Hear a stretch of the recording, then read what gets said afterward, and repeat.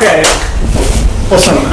This code actually does have a fair amount of, the talk has a fair amount of code.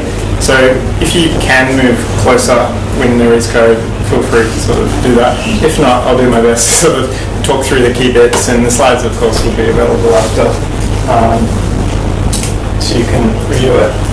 That's me. Okay, so I am an engineer at Zumata.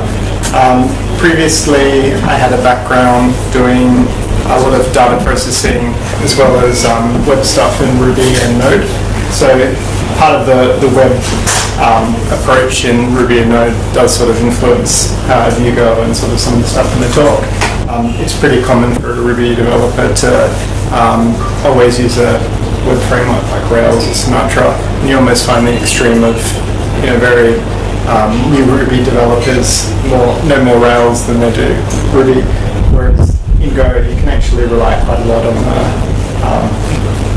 the standard library and not really need to use a web framework. Okay, so what Zumata does is basically two things. We have a white label travel website product. So if you were a startup with an interesting idea in the travel space, or if you were a travel agent and typically most of your business might be offline and you're seeing your customers sort of book on Agoda or Expedia and you sort of want to get into the online space, we can help you basically build and sort of design a website, and we'll run it for you. We'll handle the booking and payments. So our back-end API effectively powers that search and booking. And the key, challenge in all of that is aggregating a lot of data. So when a search request comes in for, I'm looking for a hotel in Phuket, we sort of put that query out to lots of different partners and then aggregate those results. And it's actually quite an interesting real-time challenge. So we can't really do too much caching. So as data comes in, whether that's over the course of seconds or a few minutes, we're constantly recalculating the best prices and helping our customers sort of price appropriately based on different websites or the supply information. So before I joined, that was actually all built in Ruby, and Go was initially prototyped, I understand, because basically of some of the challenges of doing that in a real-time sense in Ruby. And at the moment, we've actually got a lot of performance improvements that we can do that are sort of waiting in the pipeline to get done, but it's handling it pretty well at the moment. So we have expanded beyond the data processing component, and we serve that whole API in Go. And we're finding it works pretty well. So we're sort of building a new product at the moment, and we've chosen Go just because we like it, really. So we can sort of not really see the title, but we are hiring, and that was sort of how this talk did come about, because I was speaking to Lakshan about posting in a Facebook channel. So if you are interested in Go and you're looking for something, or if you know someone, please do contact myself or someone from the company for this devs here, because we are keen to recruit people interested in doing more with Go. So in terms of the format of this talk, we'll do a really quick run through some of the core components of the standard library, HTTP-NET. We'll look into customizing handlers, which are really the key thing of how the standard library works.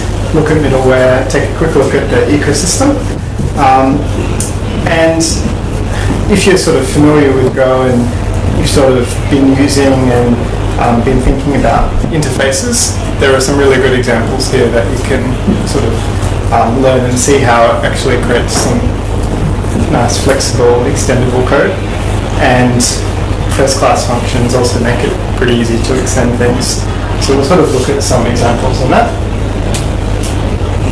Okay, so this is your typical hello world, setting up a web server. And the key takeaway of this slide is really when a request comes in and a TCP connection is established, effectively each request is going to be served in its own Go routine. So, when you look at the server and the code underlying that, you effectively have this Go connection.serve, which means that requests are served concurrently. there's this concept of the SurfMax, which effectively, when a request comes in based on the URL, based on the method, based on the host, we're going to determine the best handler. So handler is really, your place where you put your request handling logic. So you've got your router and you've got your request handling logic, and the Wago is designed effectively. Both the router and the handler are of the handler interface, so they effectively, you can write your own router, you can write your own handlers as long as they sort of fit that pattern, which we'll be going into in a bit more detail. So this is one of those things that's there's a lot of terminology specific to the standard library. So you typically write your handling functions as ordinary functions that accept a response writer and a request. And if you've got your router, you sort of add these handling functions to the router by converting an ordinary function into a handler using this thing called handler func, which is a type. So you sort of coerce that normal function into a handler type. But yeah, we'll sort of go into some examples that should make a little bit more sense. In terms of the response writer and the request, response writer is an interface, meaning that it's quite flexible, and we'll sort of run through an example later on how you can modify that. And in terms of the request struct, there's all the information you need about the request to sort of do things with it. So we saw in the example before how your ordinary handler is effectively anything that implements the serve HTTP method with a response writer and a request. We can effectively, for various reasons, decide to use our own handlers and handling functions for different reasons. So one reason might be to make our code a little bit less verbose, or in this particular example, I'm looking at something which, instead of just being a response writer and request, we've got response writer request, but we're returning an error. So that means inside any of our handling functions, we can return an error, and depending on the error type, so we've got a switch on the error type. If it's error details, so error details is basically our custom error type. We return our error in a JSON format. So in production or in an application that gets larger, we might extend this. So we might extend various types of error types. We might say, well, certain error types just need warn logging, certain others need error level logging, need alerts, need to calculate metrics. So the key thing here is take logic that would be otherwise repeated in handlers into one place, which is this sort of handling function. This is a bit more detail in terms of the implementation, which I'll sort of leave for now, just so we can move through. And this is an example of how you would use it. So we have a handling function which has got response writer, request, and returns an error. So it's different to your ordinary handler, which would just have response writer and request. And then we're saying, so this is just really a simulation saying, if you're returning a random number up to 100, the number is greater than 60, return a 422. If it gets through that stage, again, generate a random number. If it's greater than 80, return a 500. If it's all successful, basically return OK, true. And so we can sort of run this and see we're getting a mix of 200s and 422s. It's pretty random. The code examples here are more just so stuff actually works. So if you look at the code later, you can see how to implement things. But you can sort of see how we're not doing any marshalling to JSON in our handler. We're not looking at a particular, all we're really doing is passing an error upwards to the next level, and we could have various error types and handle them in different ways. So it sort of just makes our handlers quite light, which is nice.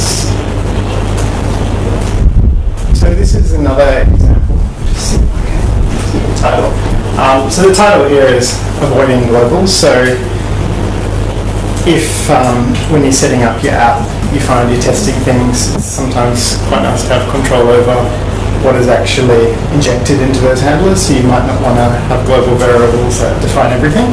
So say you've got, might be a connection to Redis or a pool to Redis, a database access. We've got something called an important thing, which we're defining, but we're not defining as a global. We're actually just passing it to a handler. So we've actually changed the function signature to a handler to accept 3 arguments. So this pointed to a handler struct, which will have the important thing, and a response writer and request. So it's sort of doing the same thing as before, but instead of returning an error type, we're not returning anything, and we're just changing this to pass 3 arguments. And we'll be able to use handlers that have access to the data there. So this example, we've got 2015, year of the Gopher. Okay, so in terms of middleware, it's pretty common in Rails and Node for things like logging, authentication, handling errors, gzipping requests, passing. You would not want to build all that functionality into a single controller every time, or even want to bother calling it within that controller. You would sort of want to define routes that have that functionality taken care of. So in Go, you can do that sort of thing as well. And the bare minimum way of doing that is effectively writing a function that takes a handler and returns a handler.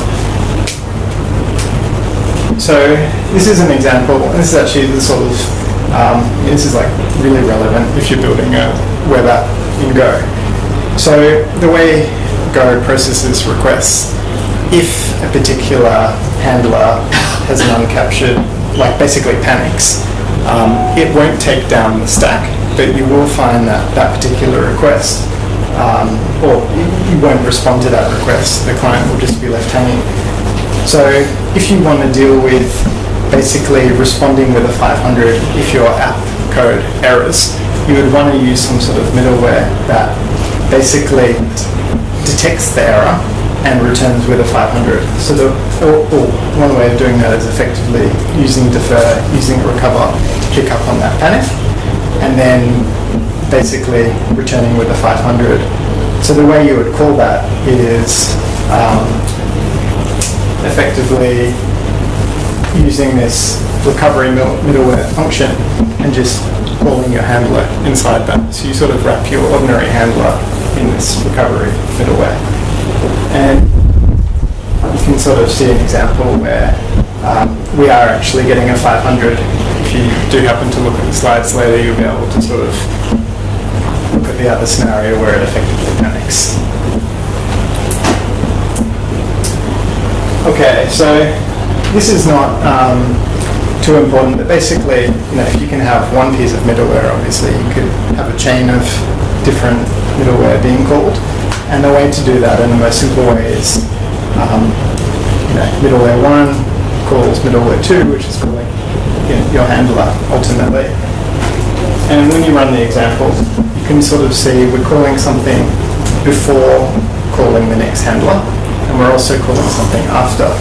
So just in terms of the order of things, if you had middleware 1 calling middleware 2, which calls your handler, effectively the requests will go through middleware 1 to middleware 2 to your handler, back to 2, back to 1. So it just sort of ends up being nested in that way. And you might want to look at having some alternative syntax. So instead of writing functions that are wrapping each other, you could use something like Alice, which is a really light third-party library, which basically just takes a series of middleware functions as arguments, and you might set up chains as well. So for example, in our app, we've got a chain where, for example, the health check doesn't have any authentication, so it just calls these 2 bits of middleware. Whereas when we do call authentication, we're calling these 3 bits, and we've got an admin bit that has some different middleware being called as well. So, what's the title of this? Okay, so we were talking before about first-class functions. So in Go, we've already got our middleware defined as accepting a handler, returning a handler.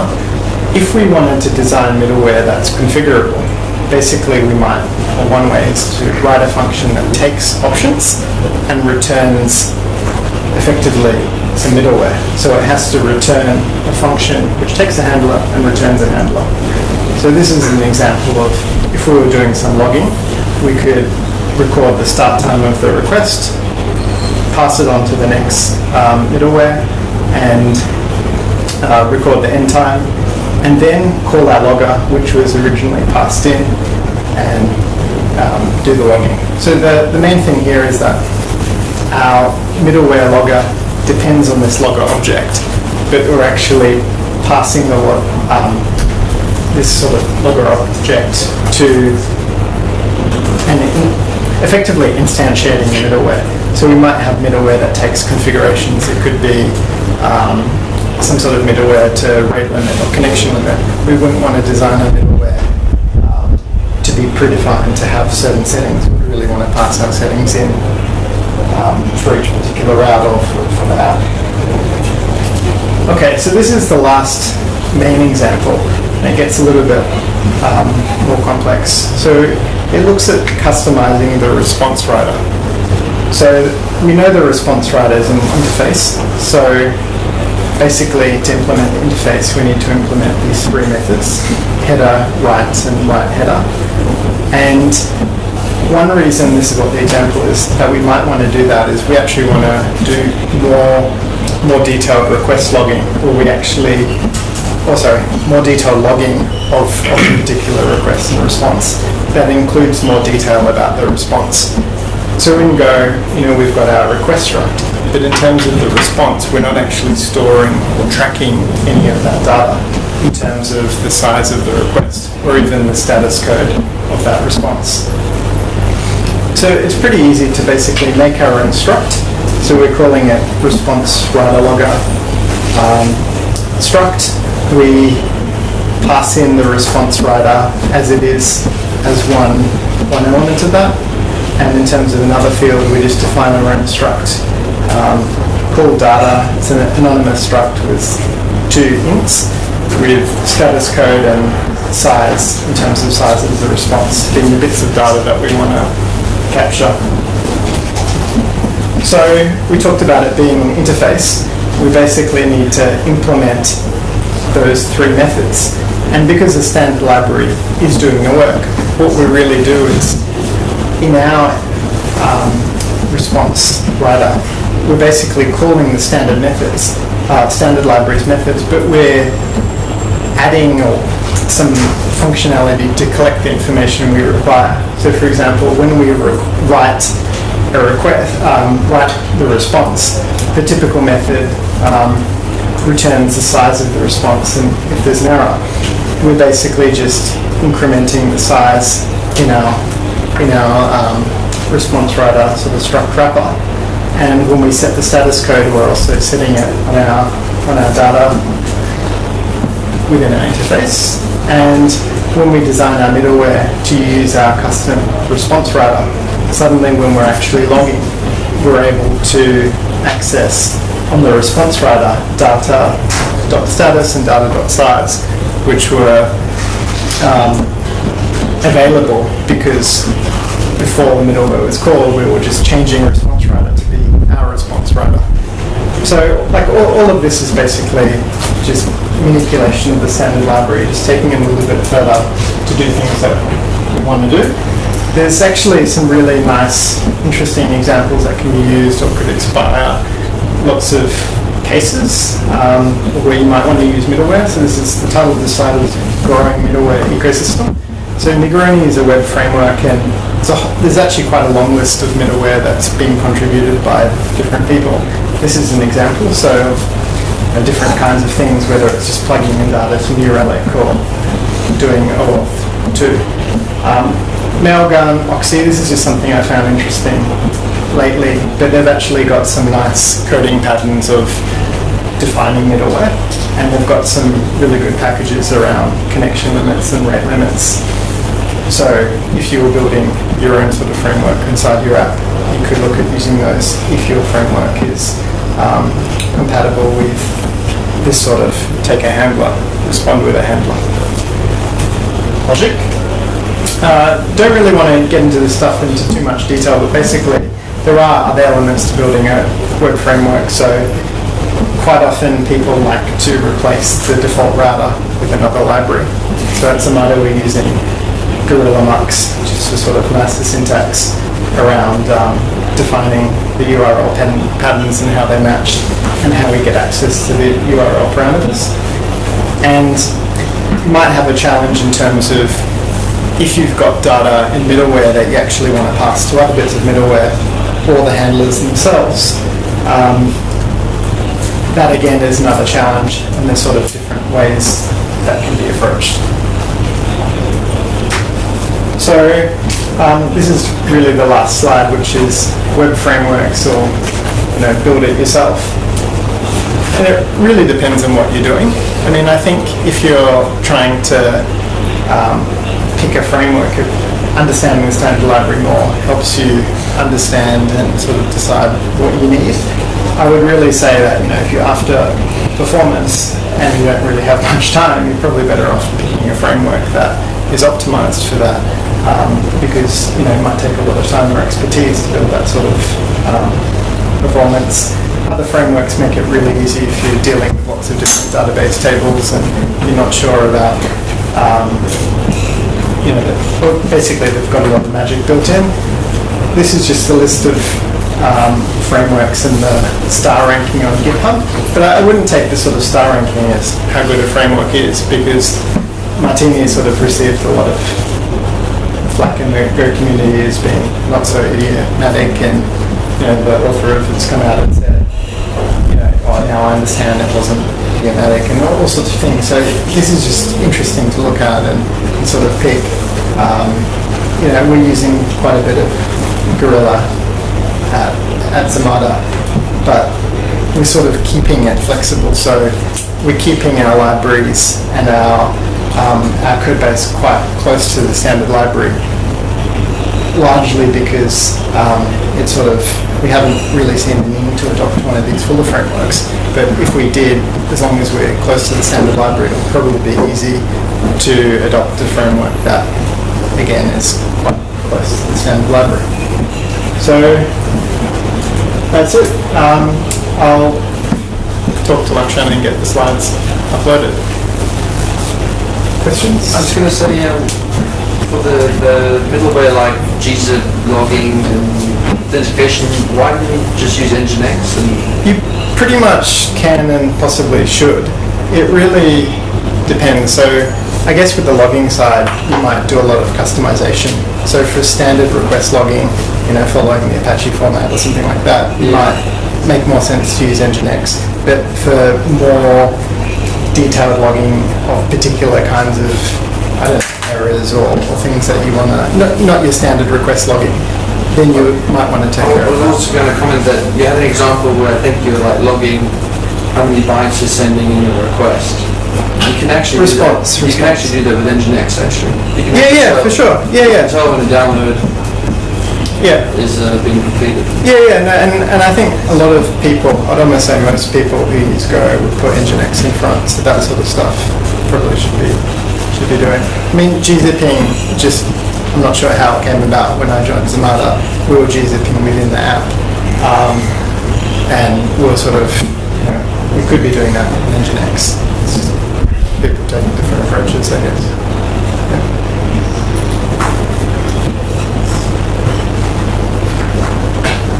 Cool.